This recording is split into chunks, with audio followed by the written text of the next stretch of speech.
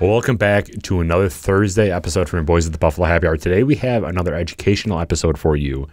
With these Thursday episodes, sometimes we do top 5 reviews, sometimes we give you recommendations, but we also try to expand your whiskey knowledge by providing you an insight onto our expertise. And today is sponsored by Addie's Fine Wine and Spirits, which is located in good old Billsville, Williamsville, New York, for those that are out of state, town, and or area and don't understand the reference. However, we thank you for your continued partnership, and if you have not downloaded their app, please do. You can find all of their inventory, as well as getting things that is in their store shipped to you if you are within the U.S., specifically for wine. And then if it's a spirit, then as long as you're within New York, they can ship it to you. Outside of that, we appreciate the continued work that we're doing with them, specifically using their tasting room for special interviews, which you can see on our Friday releases, which go live on all major podcast platforms as well as YouTube. Mm-hmm. And you can download their app at Addie's Wine and Spirits on your Google Play Store or Apple App Store. There it is. So, Derek, why don't we dive into the ones that lost the war, their products, and we'll just dive right into it. So, when you talk about whiskey, we did a whole video on Whiskey Explained that went through the different types of whiskey and what makes them different. But one of the kind of anomalies with that video specifically is Japanese whiskey. Japanese whiskey, before April 1st, 2021, could basically do whatever they want, which is weird. They could put coloring in it. They could put flavoring in it. They can blend from Scotland, America, Africa. They basically blended a ton of their whiskey together and put it out as Japanese whiskey because that was the hype earlier this year, late last year, and basically within the last 5 years. Everybody wanted their hands on a Japanese whiskey because it was the new thing. And then the government stepped in and said, hey, all the things except for like one thing that you guys have been doing is now illegal. Correct. Which means everything in front of us is fake news. So let's get into it. Our heater's full, Derek. Oh, nailed it. I was going to say, what the hell's going on? Is there a camera stop? No. Hello? Our heater's full, and it can't drain itself of the water that it pulled out of the air, heating the joint, but that's fine. It's fine. Just stop beeping at us. All good. Don't they know we do a podcast here? Jesus, have some class here. I know, seriously. So, yeah, like Mike was saying, everything in front of us is fake news. Yeah, so back in April 1st of 2021, the Japan Spirits and Liquor Markets or Makers Association, which is abbreviated to the JSLMA, standards for Japanese whiskey went into effect. So April 1st, 2021. 2021. Which was like a year into the pandemic. Yeah. They must have gotten bored. Basically, they're like, what can we mess up now? Sounds good. Members of the association nailed it. Members of the association are beginning to be more transparent about which of their brands do or do not qualify as Japanese whiskey. So when you look at Japanese whiskey specifically, it has to meet certain requirements that previously it did not have to do. Mm-hmm. So in order to be considered Japanese whiskey, the whiskey ingredients must be raw, must be limited to malted grains, other cereal grains, and water extracted from Japan. So everything that they blended before, including Atazaki, which is a Scotch blend, Kikori, which is not even relevant. Suntory actually might be, it actually might be legitimate. It didn't specifically say Suntory Toki. It said Suntory Hibiki Harmony was legitimate. I just don't know if this one specifically was. And Kamiki is not legitimate because they blended stuff. So you cannot blend from other countries anymore. It has to be made from water from Japan, which is extremely limiting in what was out in the market. And I'll tell you exactly how many were disqualified, basically. Production, Hold on. Over, under. What? Over, under. How many were disqualified? Over, under. You're going to guess? Yeah. Go for it. 8. So total, no. So Wait, total. What? I'll give you the numbers. So there was 126 Japanese whiskeys that were in the market. So how many do you think were actually real and how many do you think that were fake? Oh, yeah, that changes things. I would say it's not like super crazy, just so you know. 20 are real, the rest are fake. Okay, we'll get to it.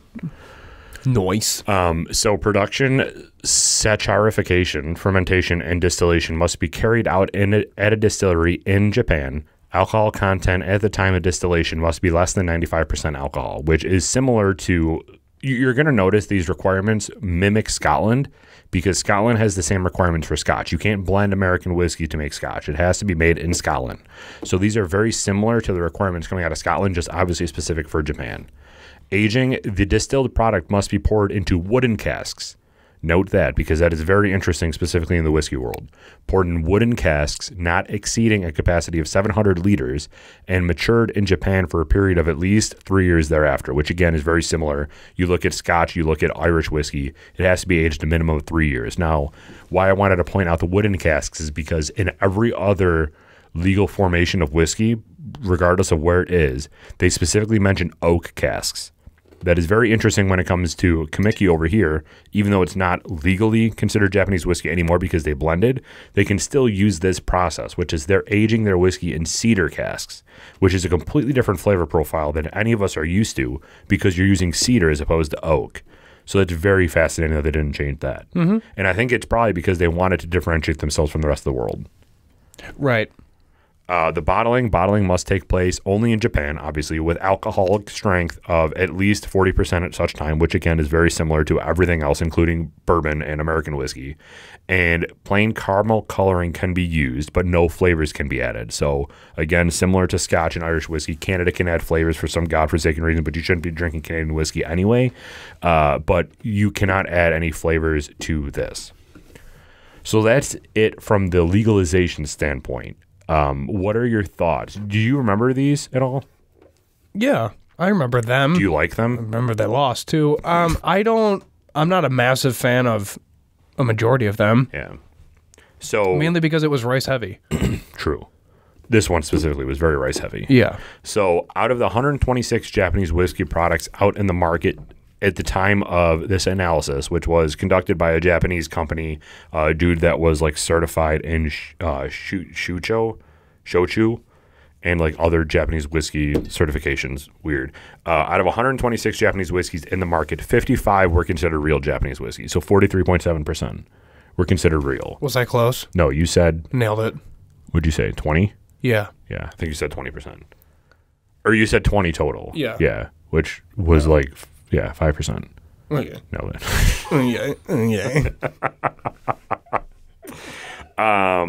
So 55 were considered real Japanese whiskey, and 76 were fake Japanese whiskey, which was 56.3%.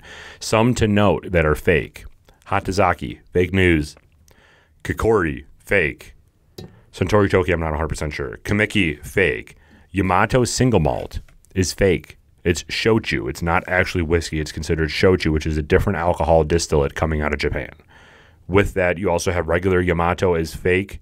Sapporo whiskey is also fake. And Mayo, M-E-I-Y-O, is also considered shochu and not legally considered whiskey. So what about sake when I go to Fuji Grill? Sake's not whiskey. And the reason that they differentiate those two is because of the liquor tax law or whatever.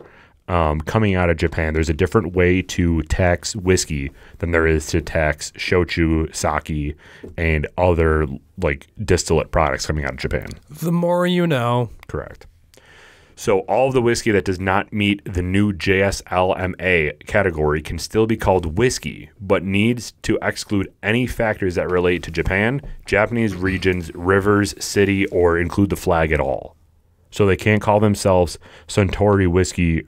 Maybe that's not the best example because I'm not 100% sure, but they can't call this Kikori Japanese whiskey because those two phrases next to each other would make reasonable consumers like us say this is a legal Japanese whiskey because it said it Kikori Japanese whiskey. So you can't do that anymore. So what they would have to be doing is they would have to say Kikori Japanese rice whiskey, put that differentiator in the middle of it so they can break it up to say, well, you might assume so, but we called it rice whiskey because it's not legally Japanese whiskey. So that's another way that they could do it. Japanese whiskey, top 5 Japanese whiskeys to try that are true Japanese whiskeys. Yamazaki 12. That's a good one.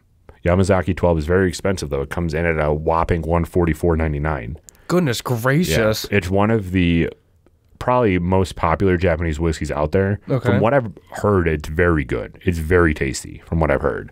Another one is Suntory Hibiki Harmony. That's $99. Mars EY, I'm not 100% sure how to say that. Probably offended everybody over there, but 45, that comes in at $36.99, so a little bit cheaper of an option. And then also Nika Coffee Grain, that is also $67.99. I've had that one before, and that one is very good as well. So some options for you if you do want to go try a real Japanese whiskey. But in short, that's really the episode today. Well, yep. See you later. See you later. Drink responsibly.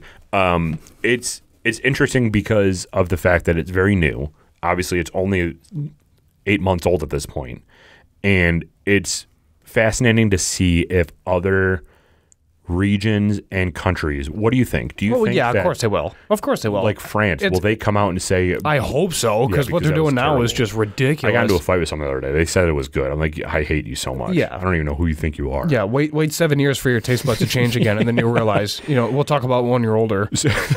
So do you think that eventually other countries are going to be adopting their own, where it has to be distilled in France and all that stuff?